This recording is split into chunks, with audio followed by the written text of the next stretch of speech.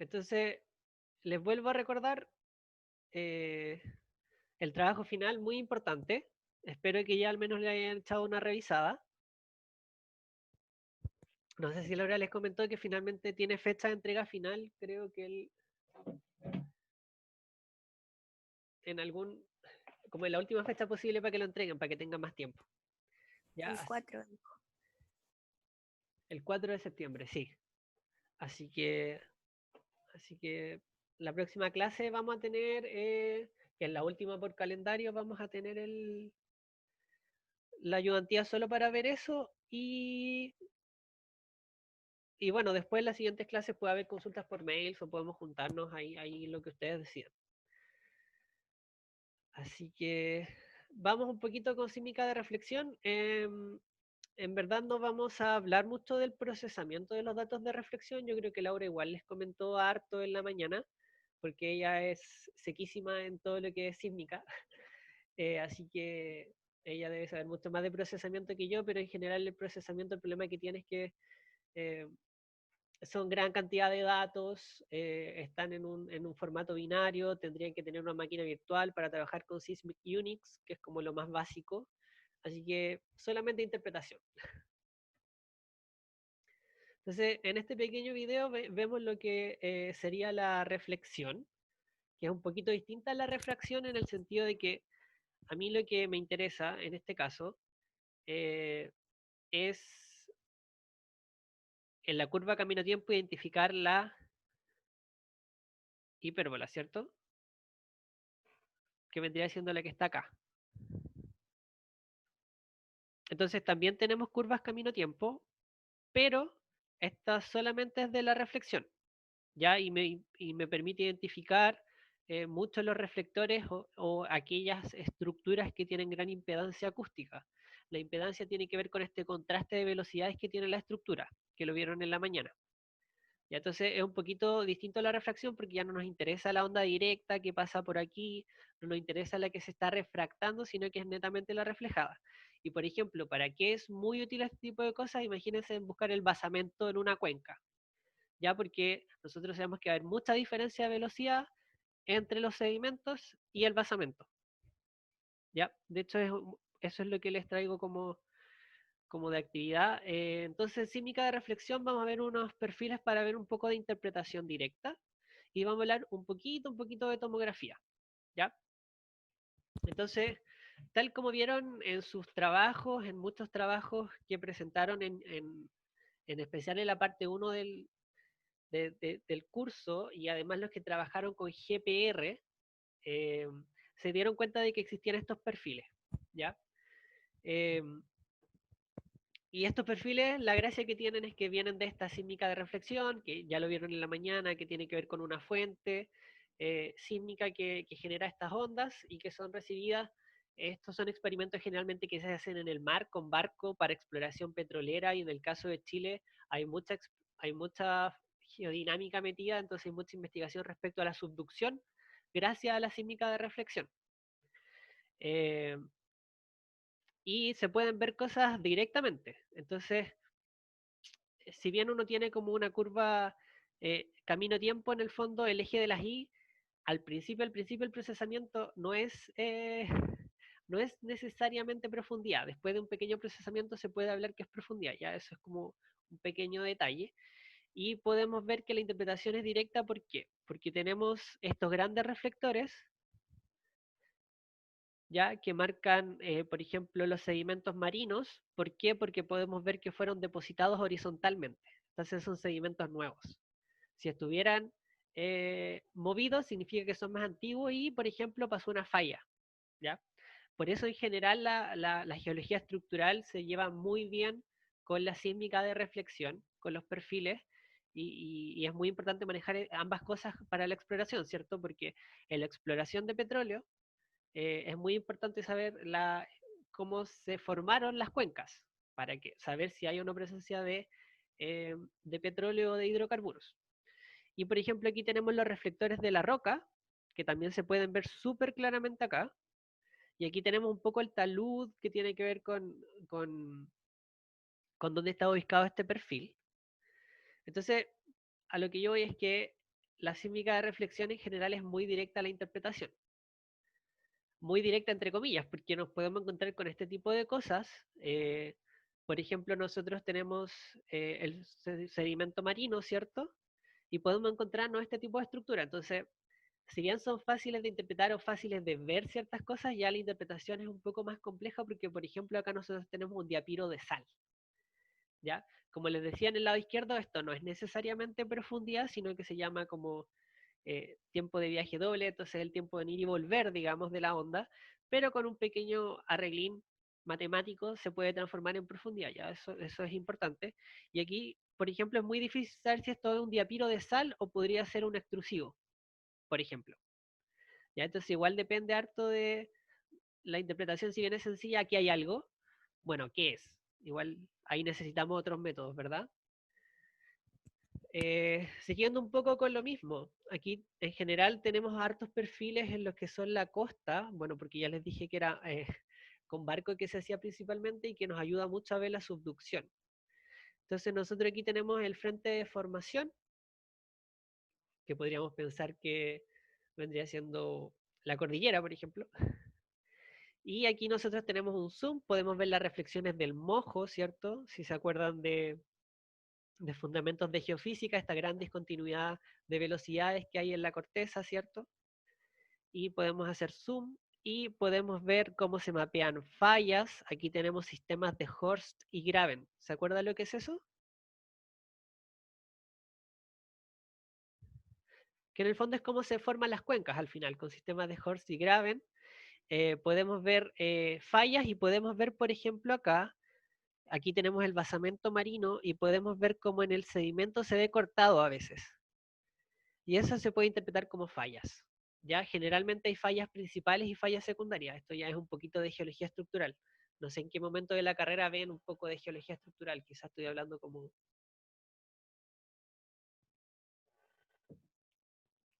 algunas cosas que todavía no ven. Bueno, y aquí tenemos lo mismo. En general, cuando se trabaja, se hacen estas campañas de sísmica de reflexión en estos botes, que también se hace sísmica de refracción y muchas otras cosas. También lo que se hace es un mapeo en alta resolución que se llama del fondo marino. Entonces así nosotros podemos combinar lo que está debajo del fondo con lo que está en superficie, que nos vendría a corroborar si lo que estamos viendo bajo la superficie es correcto y tiene alguna expresión en la superficie del fondo marino. Por ejemplo, aquí tenemos una falla que se llama una splay fault, que no tiene traducción, digamos, eh, pero vendrían siendo una falla de alto ángulo que ocurre en las zonas de subducción, ya ahí son altamente tsunamigénicas. Eh, y podemos ver que esa falla tiene su expresión en superficie porque existen deslizamientos en el fondo marino. Entonces, por eso él decía que se hace batimetría de alta resolución, que se llama, que es el mapeo del fondo marino, para también agregarlo a la interpretación del perfil. Entonces, nosotros aquí tenemos esta falla, todo esto es subducción, digamos, esta es la prima de acreción, este es el canal de subducción, la corteza oceánica, etcétera, etcétera. Ahora, obviamente mis ejemplos no van a ser quizás tan aplicados a la exploración en sí, porque vengo de una escuela de geodinámica, entonces eso con la interpretación de perfiles sísmicos eh, a grande escala, porque también se puede hacer análisis de perfiles sísmicos a una pequeña escala, que es algo que voy a mostrarles ahora, pero antes les vamos a hablar un poquito de la tomografía.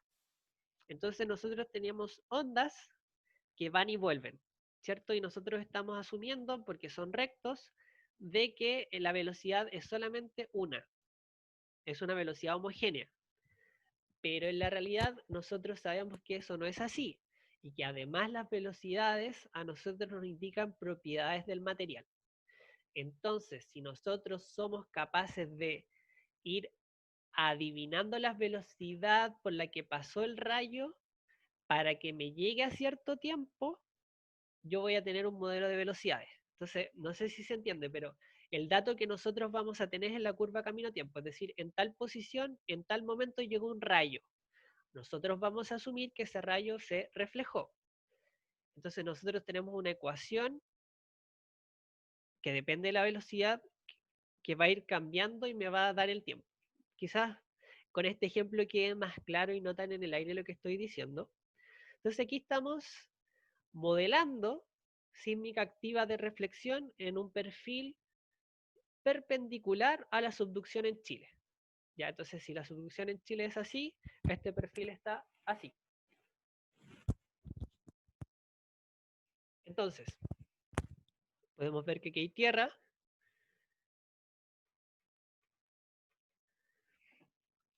Y aquí está el océano donde se hace el experimento. Entonces,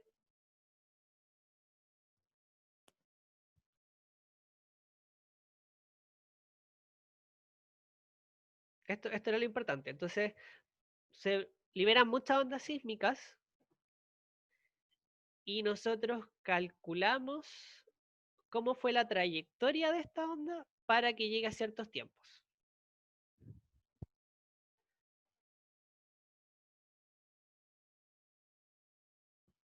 Entonces lo que nosotros vamos a estar ajustando en el fondo van a ser las curvas camino-tiempo.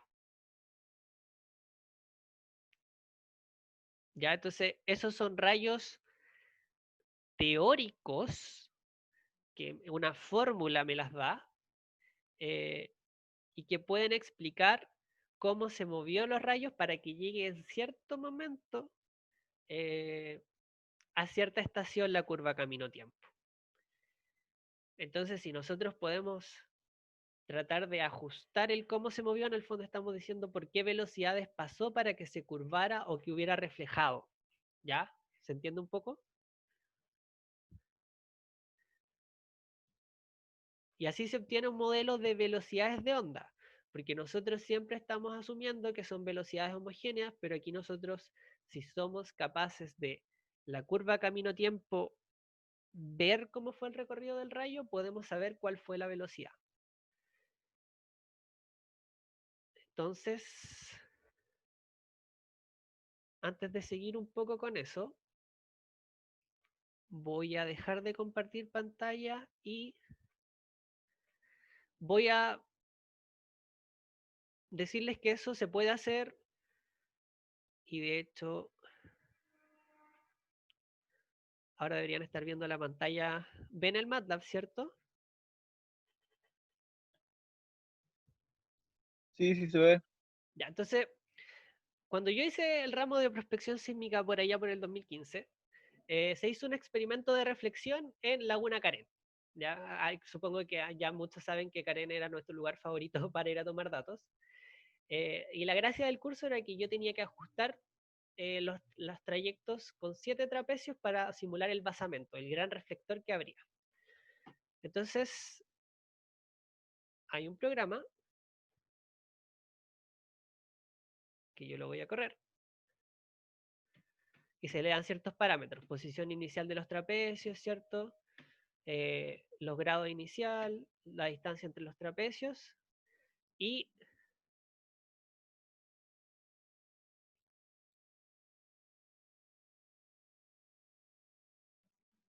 calcula esto. Nosotros estamos usando un modelo teórico para decir cómo se tiene que mover el rayo en función de las velocidades.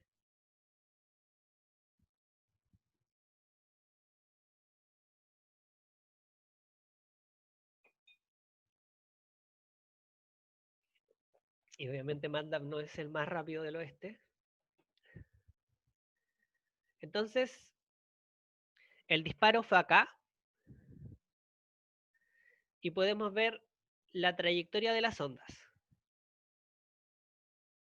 Entonces podemos ver ondas que se curvan y son directas, digamos, y hay ondas que se reflejan.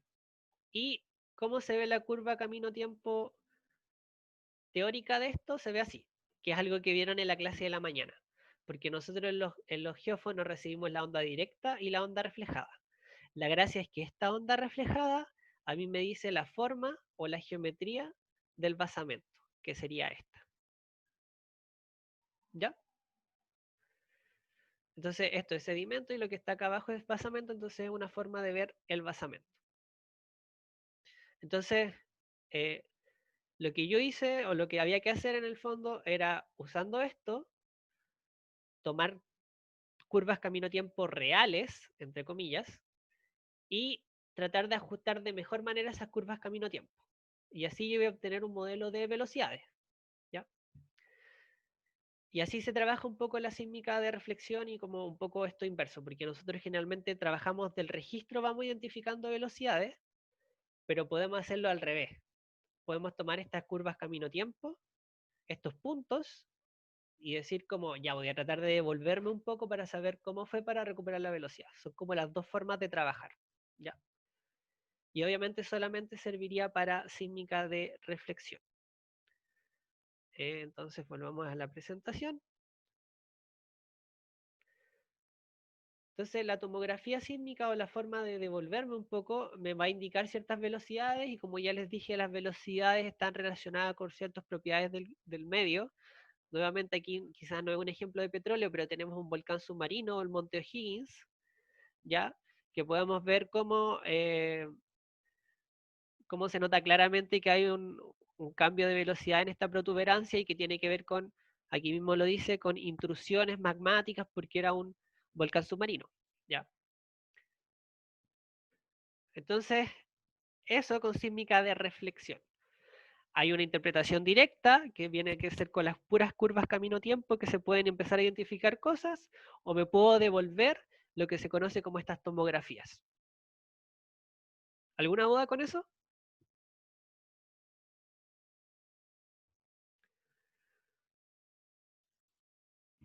¿No?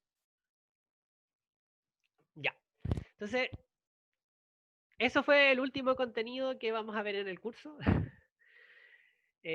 Así que ahora vamos a volver a la sísmica de refracción, porque es lo que ustedes tienen que hacer en el informe final. ¿Ya? Entonces, vamos a recordar un poquito que entonces para la sísmica de refracción me importa esta, a ver, me importa esta, que vendría siendo la onda directa, la que viaja por la superficie, y me interesa esta, ¿cierto? Que es la onda refractada que viaja por la interfaz, que vendría siendo esta ecuación para este caso. ¿Ya? Entonces, ¿y por qué me interesa? Porque la onda directa que viaja por la superficie siempre va a representar la primera pendiente y las siguientes pendientes o cambio de pendiente me van a identificar las otras capas, la velocidad de las otras capas. Y para muchas capas, lo vimos en la clase pasada y está en el video por si alguien quiere volver a verlo, está esta ecuación que me indica más o menos cómo, a través de calcular esta ecuación de tiempo de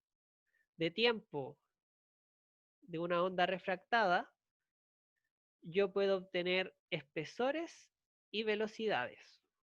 ¿Ya? Y es una fórmula recursiva porque para calcular el segundo espesor o el tercer espesor yo necesito los anteriores. ¿Ya? Así que si tienen dudas con esta fórmula o algo, la expandimos la semana pasada. ¿Ya? Entonces la semana pasada fue trabajar cuando nosotros ya teníamos las ecuaciones, en este caso en este registro sísmico que está en metros por segundo. Y aquí, de hecho, trabajamos con algunos perfiles, los que estuvieron, identificaron estos cambios de pendiente dentro de la misma señal curva camino-tiempo. En este caso tenemos identificadas 3 pendientes y cada una tiene asociado una ecuación. En este caso, esta vendría siendo la onda directa, porque parte de cero, ¿cierto? Después en este segundo cambio de pendiente tendríamos la primera capa con el primer espesor y esta vendría siendo la capa que está debajo. ¿Ya? Entonces, esto representa las pendientes, recuerden que representan las velocidades y lo que acompaña a lo que no es pendiente sería como el tiempo en que atraviesa acá y en la forma vendría siendo todo esto que en el fondo me ayuda a calcular los espesores y las velocidades de las capas. ¿Sí? ¿Alguna duda con eso?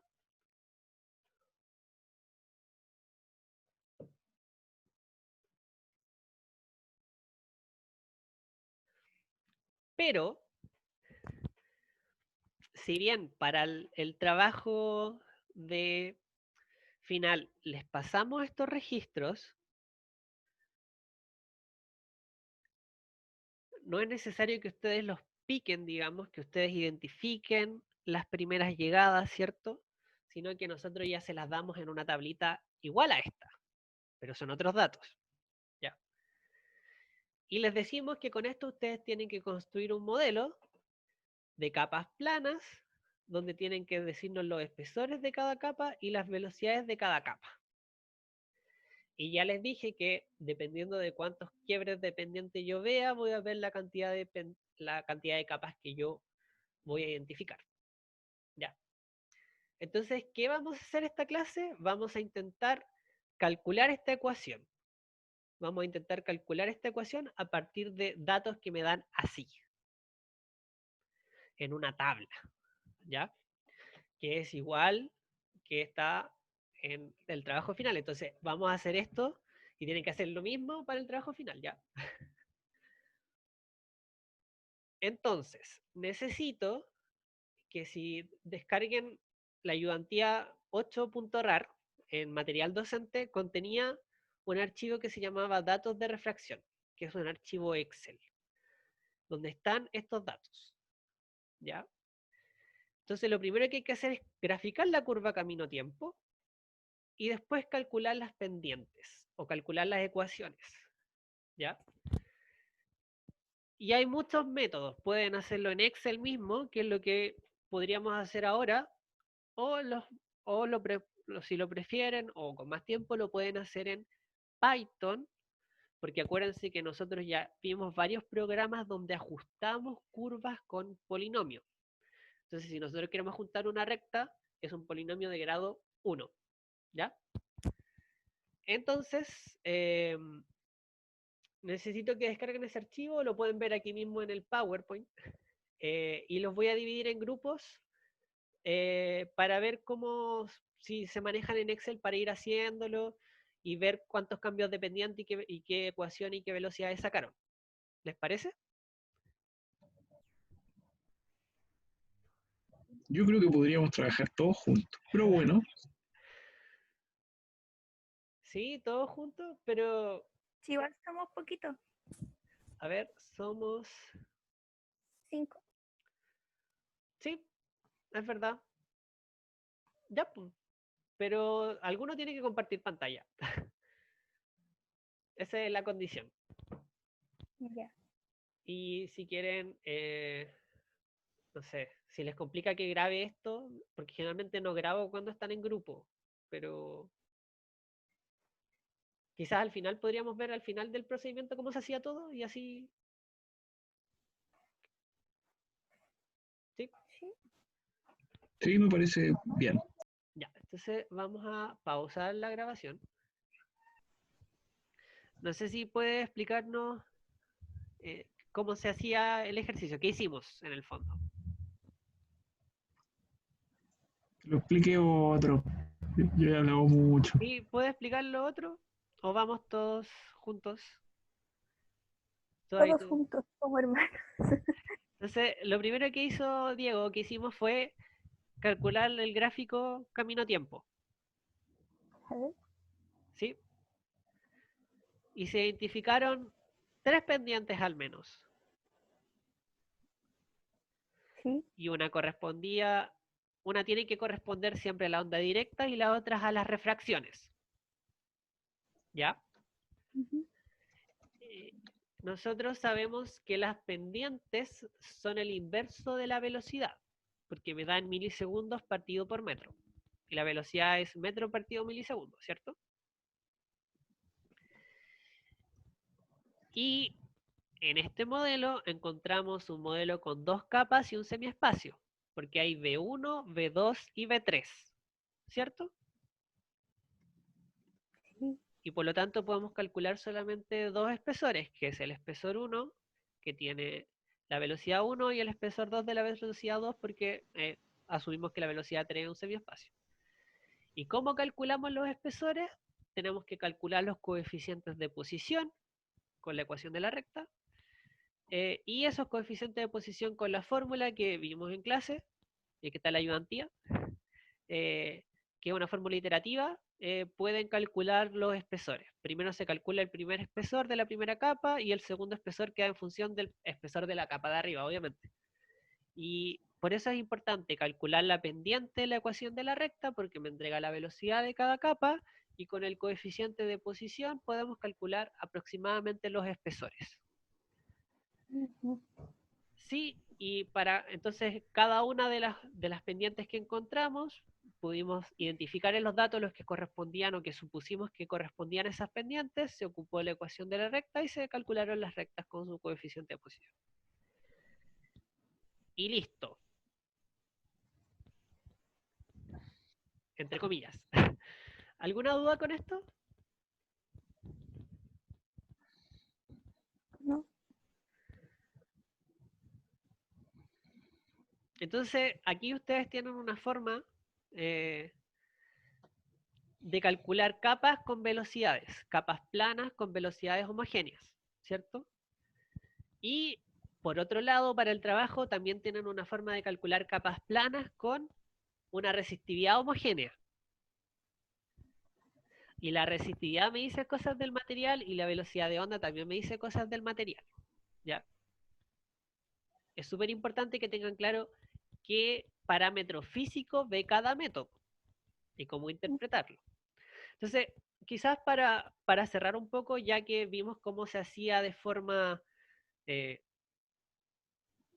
la forma más lápiz y papel que podía haber, podemos ver cómo funciona en un Excel que tenga ajuste de datos.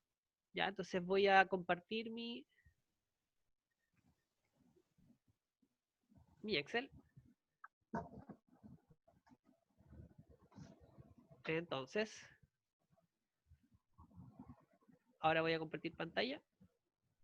Lo siento, Diego. Muchas gracias, Diego. No, Se merece una vecinita.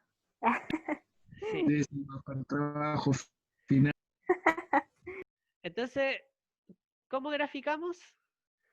En insertar gráfico.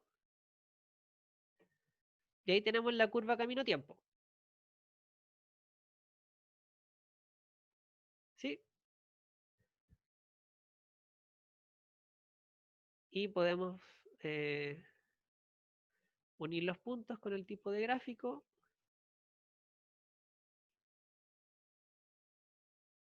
Cambiar tipo de gráfico, ¿cierto?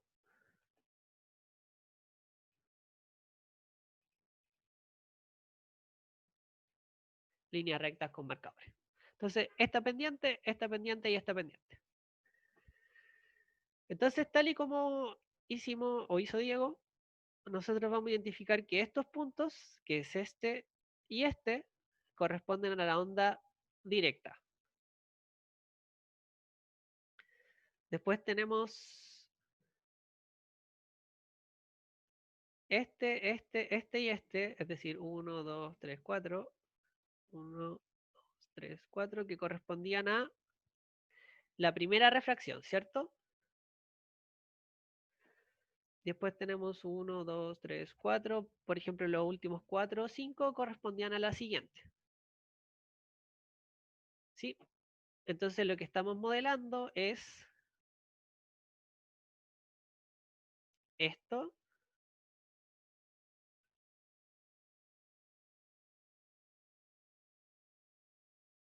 Entonces este es el modelo que vamos a suponer que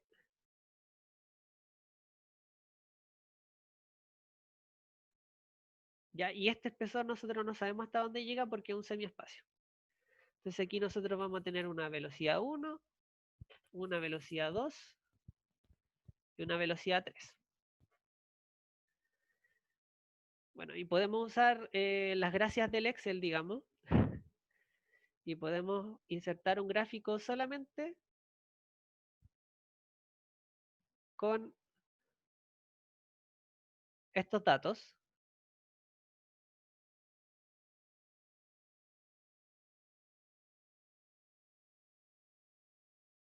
Insertar gráfico. No sé.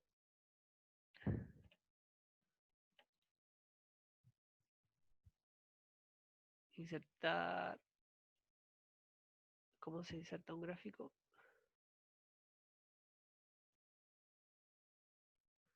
Hay que cambiarle los ejes por alguna extraña razón.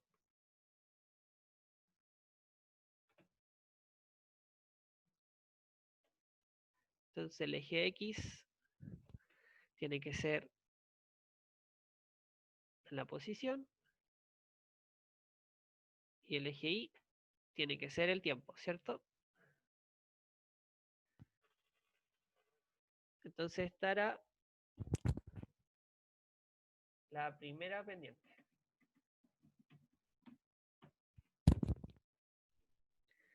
Y nosotros podemos hacer clic aquí. Y no sé si pueden ver acá. Que se le puede agregar línea de tendencia a los datos. Y me entrega una línea entre los datos y me puede presentar la ecuación en el gráfico. De forma automática. ¿Ya? Entonces, ¿qué podemos hacer? Podemos tomar los siguientes datos y también hacer un gráfico.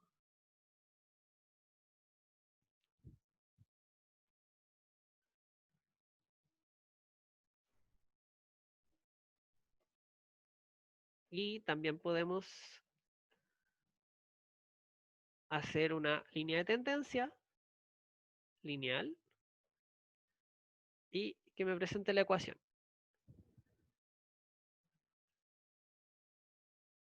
Y finalmente con estos datos también podemos hacer un gráfico.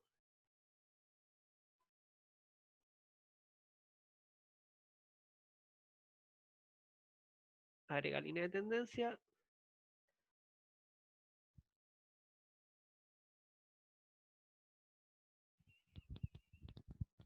Por ejemplo, que es más o menos parecido a lo que encontramos de la otra forma, pero de esta forma es más automática. Entonces estará la pendiente 1, estará la pendiente 2 y estará la pendiente 3.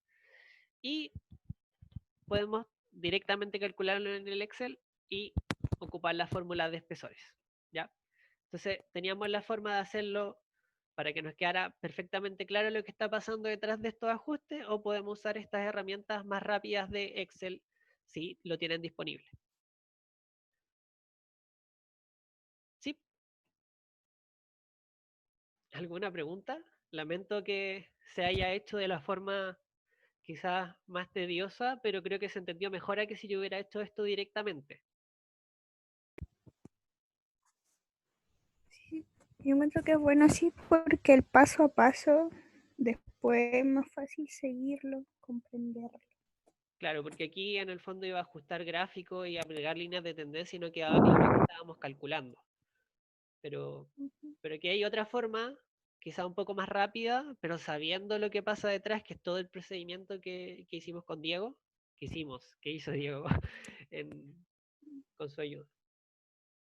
¿Alguna pregunta?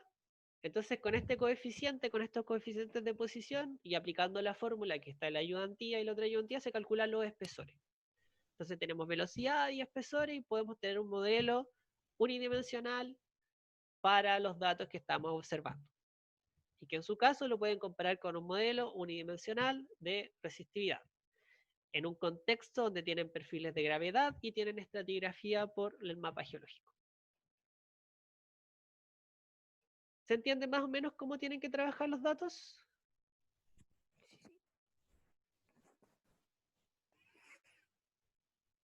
¿Se entiende cómo tienen que trabajar los datos ahora de sísmica del trabajo final? Sí, profe, respecto a eso, hay como uno de los datos que yo vi que habían varios, pero por ejemplo, cada uno de sísmica, otro es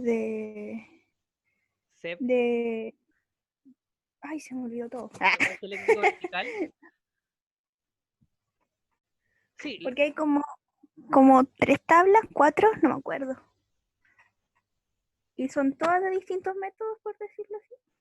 claro, les pasamos los datos de un sondaje eléctrico vertical de Schlumberger, Ujú. donde tienen que calcular el coeficiente geométrico y la resistividad aparente, y después usar el programa IP2Win, que es el que trabajamos en las clases, para tener un modelo de unidimensional de resistividades, es decir, espesor con su valor de resistividad. Les pasamos esta misma tablita de curvas camino-tiempo de primera llegada de onda P para que calculen un modelo unidimensional de espesores y velocidad de onda P. Además, se le Ya. pasaron un perfil de gravimetría que está correlacionado y que ya está modelado, donde se ve la anomalía de Bugger, se ve cómo se interpreta eso entre sedimento y basamento, y además se ve cómo se relaciona con la topografía. Y además, Ya. para interpretar todo, tienen un mapa geológico de la zona, que incluye estratigrafía. ¿Es una pura zona? Sí, es la laguna de Aculeo. Verdad. Entonces, con toda esa información que vamos a tener después, nosotros vamos a llegar a una conclusión de que aquí es más resistivo, por lo tanto, esto y esto otro, y Claro, así. yo creo que la próxima clase vamos a ver un poco lo interesante o lo importante que queremos que se destaque en el informe, pero por mientras ya pueden empezar a trabajar en los datos.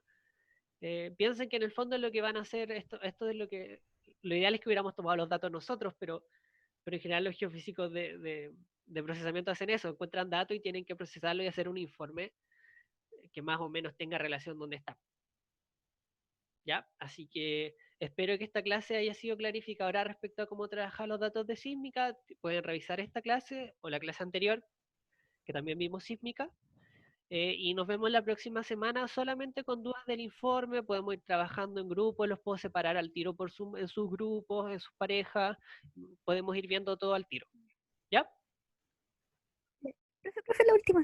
¿Cuánto vale el trabajo final? ¿O no Eh, sabe?